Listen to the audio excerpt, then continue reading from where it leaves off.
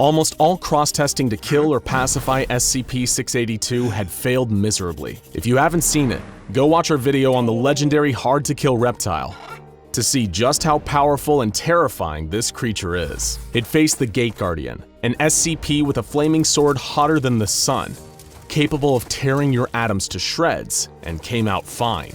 In its face-off with the horrifying SCP-096, also known as the Shy Guy, it broke the Shy Guy's mind and reduced it to gibbering despair. Even SCPs with supposedly unlimited powers simply refused to engage the beast in combat. So, when it was proposed that they test 682 with SCP-999, a creature known among Foundation staff as the Tickle Monster, the idea was considered laughable. 682 had been burned, suffocated, cut up, incinerated, and growled in the faces of the gods. How could this so-called Tickle Monster ever hope to survive an encounter, let alone win a fight? Some even believe that this was the last we'd see of SCP-999. But what makes this story truly remarkable is that that isn't how this played out. As you'll soon discover, SCP-999 is an amazing and unique SCP in and of itself. But its secret origins and its interactions with some other prominent figures in the SCP universe are what make this humble, slimy creature beyond extraordinary. Prepare yourself for the heartwarming, yes, you heard that right, the heartwarming story of SCP-999. Several highly trained agents on 682 detail placed 999 into the immortal lizard cell. Compared to the giant reptilian sitting across from it, 999 wasn't much to look at. It's a large orange amorphous blob of anomalous slime. Weighing in at around 120 pounds, SCP-999 was nothing compared to the monstrosity it was supposed to face. While its weight has, in the past, caused minor injuries to some of its human handlers, it has never caused serious or long-lasting damage of any kind to a living thing. Even its diet consists only of candy and sweets, with a particular preference for M&Ms and Necco wafers. It consumes these treats through the cell membrane of its slimy body, much like an amoeba.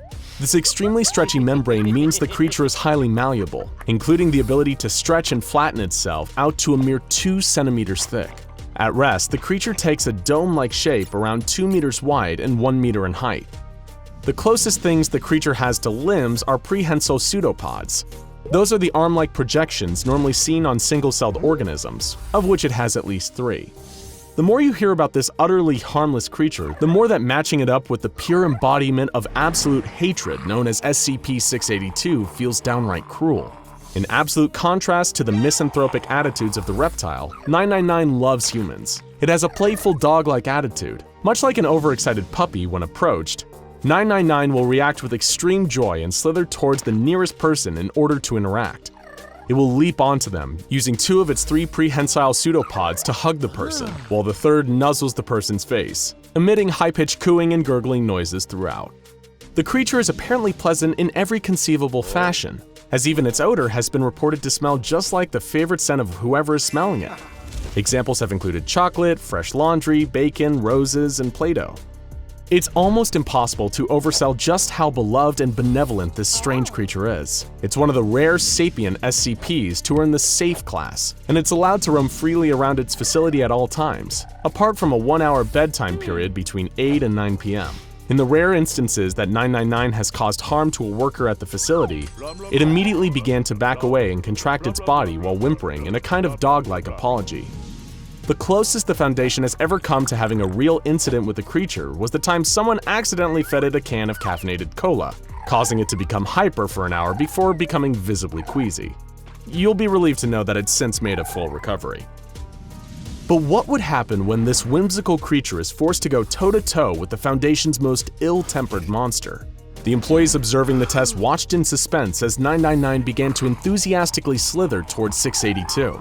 It's no surprise that after being tortured and almost killed hundreds of times during testing, 682 had grown jaded to the cross-tests it was regularly subjected to. When it saw this strange orange blob squelching across the ground towards it, it sighed and groaned, expecting the worst. "What is that?" the creature asked of its gelatinous guest. SCP-999 began jumping up and down in front of 682 like an excited puppy, creating a high-pitched squealing noise. Just as it regarded all living things, 682 thought the creature bouncing around before it was disgusting and hardly worth the effort to destroy. Was the Foundation even trying anymore? With a single vicious stomp, 682 flattened the friendly creature beneath one of its feet. Observers were prepared to charge in and liberate 999 from under 682's claws. But then something truly unexpected happened. The expression on 682's acid-eaten face began to slowly change. It was beginning to smile. Observers recorded a noise what they thought could have been a chuckle, as the creature growled and said, What is this? I feel good. While the observers looked on, stunned at what was happening, 999 began to slither and crawl up from between 682's toes. It reformed on its scaly leg and slithered up along its side until it reached the neck. There it began to nuzzle like it had never nuzzled before. The results spoke for themselves. 682 was grinning and chuckling, repeating a phrase that the Foundation never would have imagined coming from 682. Feel so happy. Happy. Happy. Happy. Just when you thought SCP-999 couldn't possibly be more adorable, you learn about its greatest power, bringing joy.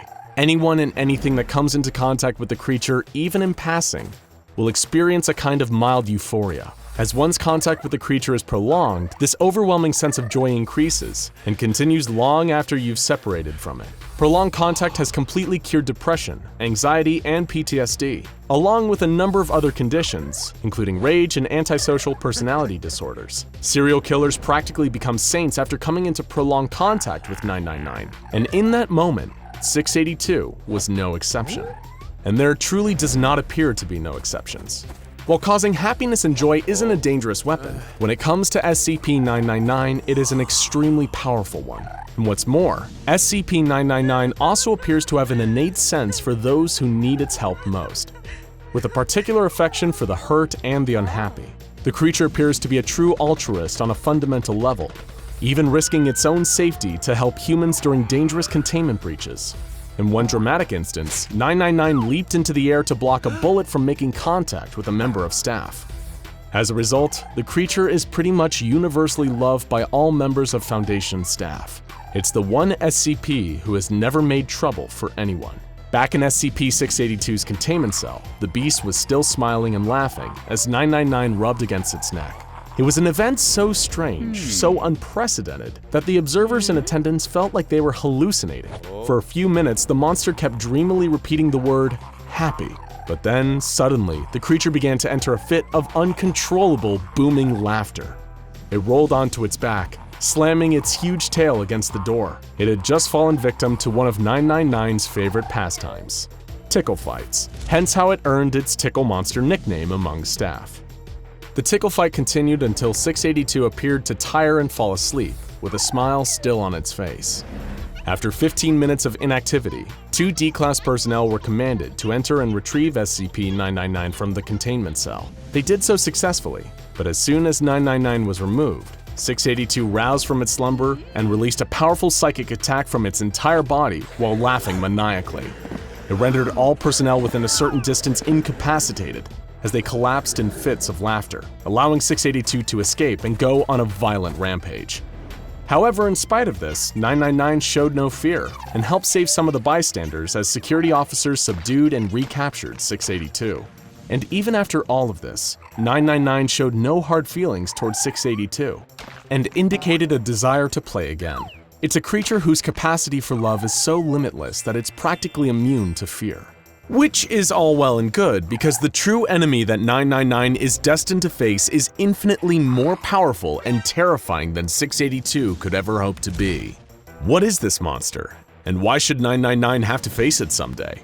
The answers to these questions all lie in the true origins of SCP-999, available only to those with level 5 clearance and beyond.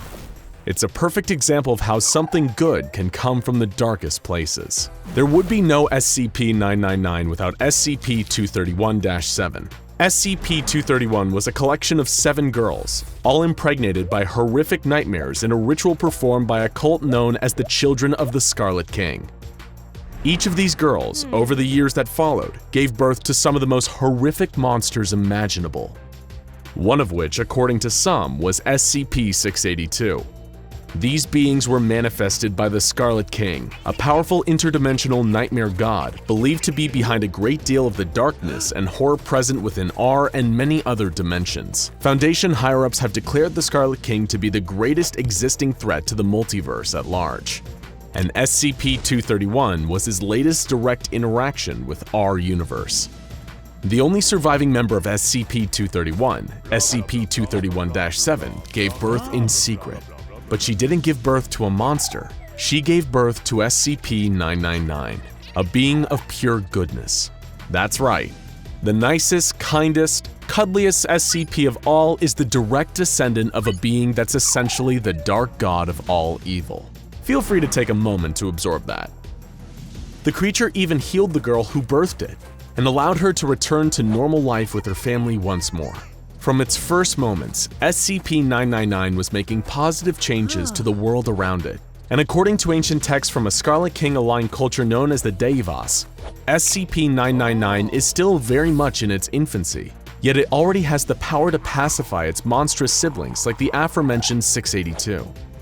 It's believed, according to some prophecies and Foundation theories, that the power of SCP-999 will grow exponentially as it matures. Why does this matter?